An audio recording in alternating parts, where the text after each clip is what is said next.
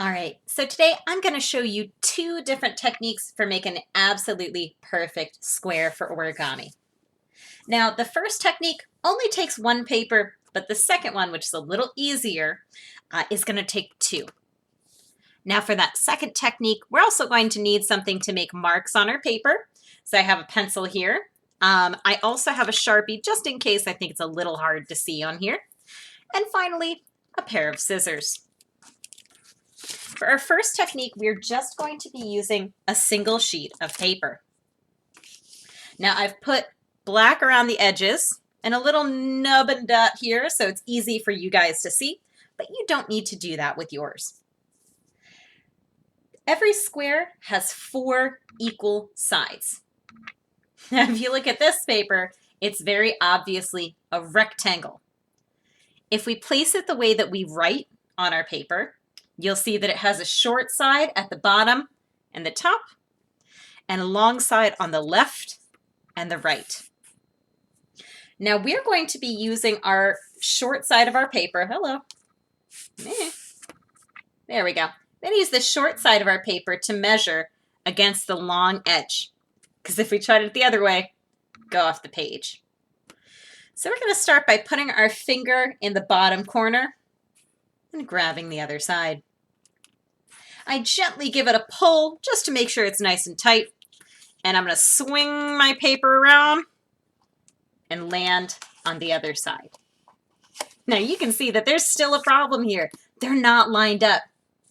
To get it perfectly lined up, take this corner and just slide it up along the edge until both of my sides meet. Now you know that everything is good when you have a super pointy triangle here and a rectangle of extra space up at the top. I also like to take the smooth plastic side of my closed scissors and rub it along the edge to firm my crease in. You can also use the back of your fingernail.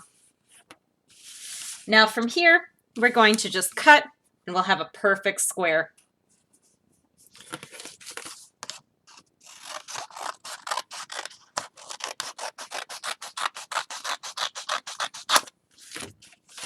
Ta-da!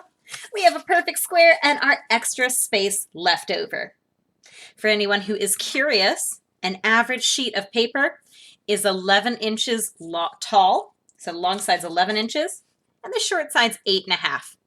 So if we stop and do the math, 11 minus 8.5 is going to be 2.5 inches left. And that's something that I use for measurements when I'm on the go and need a ruler. So our next technique is going to take 2 sheets of paper. Our first paper is going to be standing nice and tall. Now, since we want to measure with the short side, on my next paper, I'm actually going to turn it sideways. When I match them up corner to corner and make sure that everything is lined up perfectly.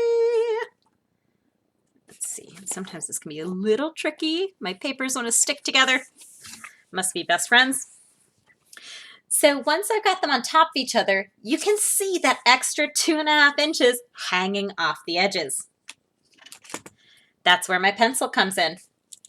I'm just going to run it back and forth along the side. Flip it so I see the other paper. Double check that all the sides are lined up. Almost looks like a little heart.